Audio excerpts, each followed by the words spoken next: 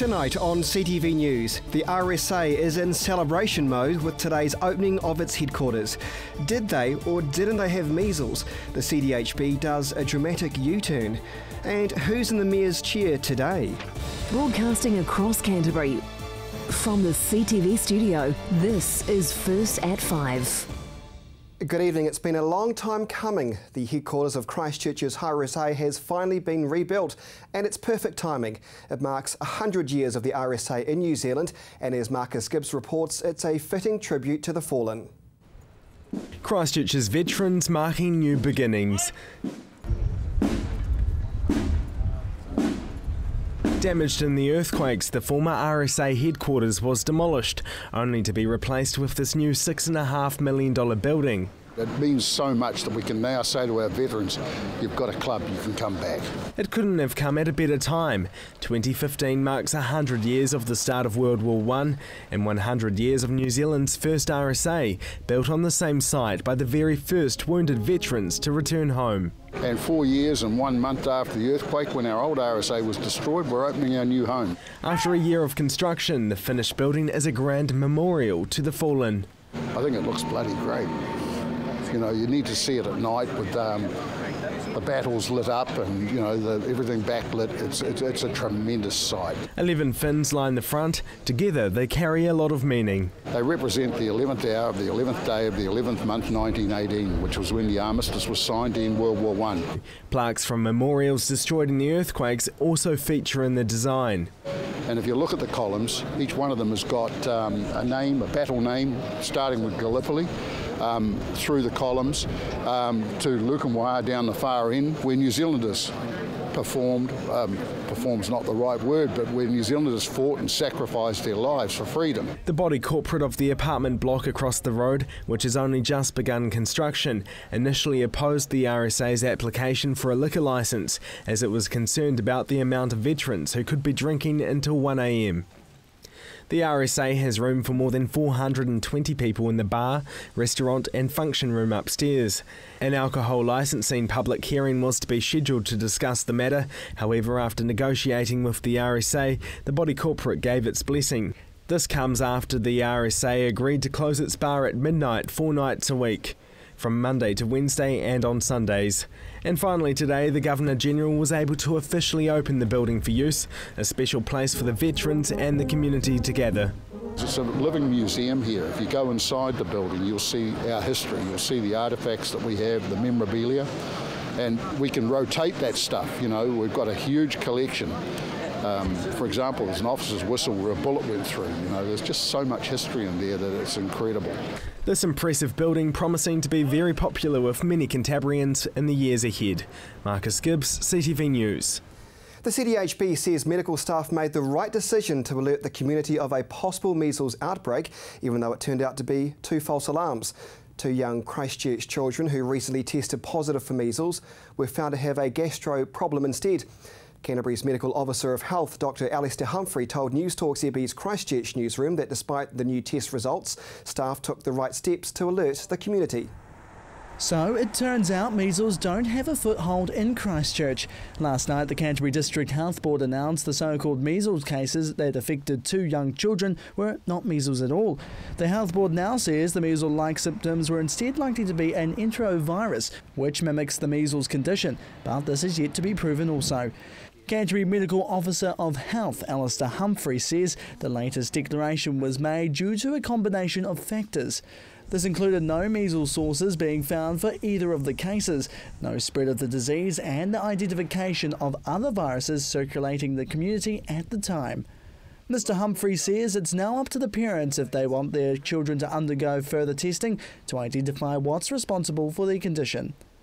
He says he's satisfied with the testing procedures carried out by the health professionals, and it's better to be safe than sorry, despite the stress the threat of measles outbreak could cause the community. He continues to advocate the need for all children to be immunised against measles. New Brighton and South Shore residents spent much of the morning in celebration mode. A crucial bridge linking the suburbs to the rest of Christchurch finally reopened. Here's Marcus Gibbs. It's been more than 2.5 years in the making, but this crucial bridge is finally reopening after $18 million of repairs. Officially reopened. The bridge is an important lifeline for the coastal community, connecting New Brighton to the rest of the city. All the structures are gone, it's a straight road again, you're not restricted, it's awesome. For the first time since the project started, trucks were welcomed back onto the bridge. Until now, they've had to take the long route to South Brighton while the repairs were underway. Another step towards the completion of the rebuild, which is great. The Bridge Street Bridge was badly damaged in the earthquakes, but the extent wasn't known until after Skirt's Fulton Hogan team had started repairs. The original concept was to try and reuse some of the existing piles which were down there, but when we go down there and we opened them up, the piles were destroyed. Hiking under the bridge, I know, the abutments had fallen in. The repairs took their toll on the residents. For 6 months, one side of the bridge was out of action and a diversion was in place.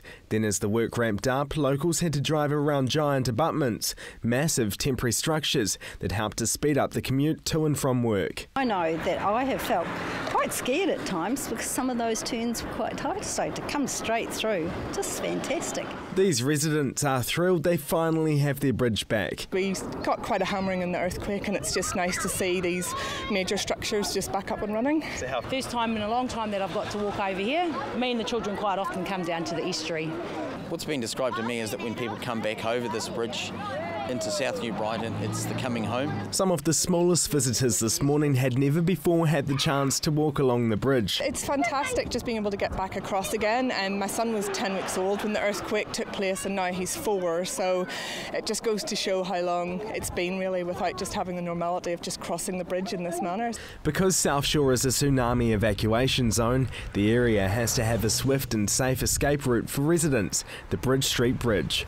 A further celebration is planned once landscaping is complete, and for now these residents just want to enjoy their new bridge. Marcus Gibbs, CTV News. That is wonderful news. It's been so frustrating driving down that one lane, that's for sure. Well, still to come here on CTV News, more people jump into the Mayor's chair. We'll give you a preview of that. And fancy living inside a cardboard box?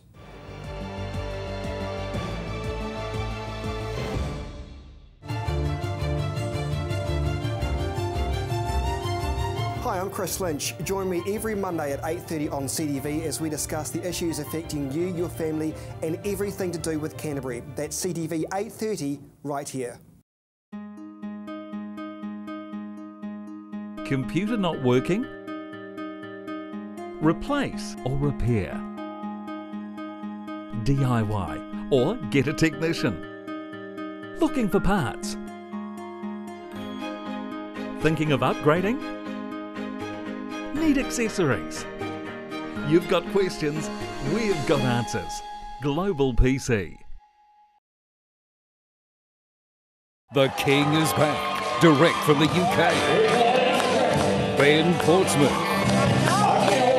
voted the world's best Elvis performer with the Roger Fox Band, now on his 2015 World Tour. His stage presence and voice quality will make you weak at the knees. You could be watching the King himself. Don't miss Ben Portsmouth, the ultimate Elvis performer. 10 shows only. For booking details, see thekingisback.co.nz. The preparation, the devotion, the fearlessness, the intensity. Runway model management. First impressions are everything.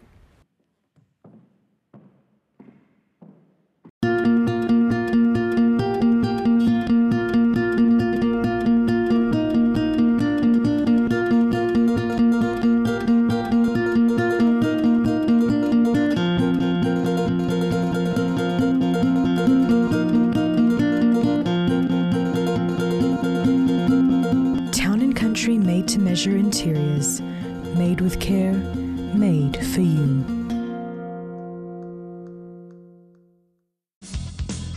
Join Graham Sinclair and the team at Gone Fishing as they bring you great stories, fishing tips and beautiful scenery.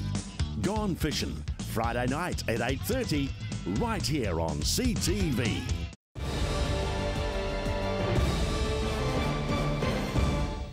And welcome back to CTV News. Another busy day at Council Chambers in Christchurch. Today's second Mayor in a Chair session attracted more community groups, and much like the first session, they're all demanding more cash from the council. It's round two of Mayor in the Chair. A small group of representatives from community groups rallied together to have their say on the long-term plan, asking the Christchurch City Council for help. This is the second session being held in the council chambers, taking up what would usually be the mayor's seat and expressing their thoughts. And the Council of Social Services says they need more support. The biggest issue for our sector is for recognition and respect for the work that our sector does. Sharon went through the draft of the plan and found some startling information about the funding being cut over the 10-year plan. The pain of the cuts that everybody was asked to share equally was not being shared with some other entities, so there was a real inequity between how the not-for-profit sector was being treated and other entities that were being funded by the City Council, and that smacked to me of disrespect, of a lack of value for the sector. Why does our sector and its work matter so little that we're subjected to this inequity? It is just so unjust and unfair. If we were all being treated the same, fine, but why are we getting kicked down the ladder? There are around 19,000 not-for-profit organisations around Canterbury, and it's been a struggle to get them back up and started after the earthquakes. Some having to move premises numerous times, and others working with shoestring budgets. $12,000 from the council. If we lose that, you know, it could be the end of us. And they want more information about what is going on. You have all our details. Keep us in the loop and please think of us, because down the line, if you don't, it's the council and the government that is sitting with the pain. Andrew Turner was one of the councillors who sat alongside Deputy Mayor Vicky Buck, listening on to hear the submissions, and says they're working to make it right. The members of the council that were here today have heard loud and clear the importance of that community grant funding, not only the fact that it exists and that it shouldn't be cut, but also the fact that there needs to be certainty around when it's made available and the time frames for the grant funding, so that community groups can budget successfully in the same way that every other organisation needs to budget. I would really like to see those cuts withdrawn. We've already taken cuts over the last few years, since before the quakes actually. The City Council has been gradually, over some years, cutting its grant budget. And it's been a real struggle for a lot of community groups as they've had to kind of readjust and figure out how to manage. The last Mayor in the Chair session will be held on Monday. Jared McCulloch, CTV News. Several Marian and Catholic Cathedral College students are finding out what life is like living in, wait for it, a cardboard box. Here's Jared McCulloch. Putting together a home for a few days, these students are preparing themselves for a weekend challenge, raising funds for people in need overseas.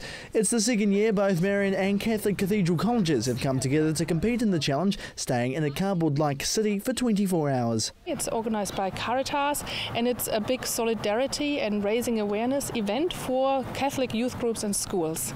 There are many other activities the schools could choose from, but they've decided to take up the idea this year as well. One of the students from Marian College says she's ready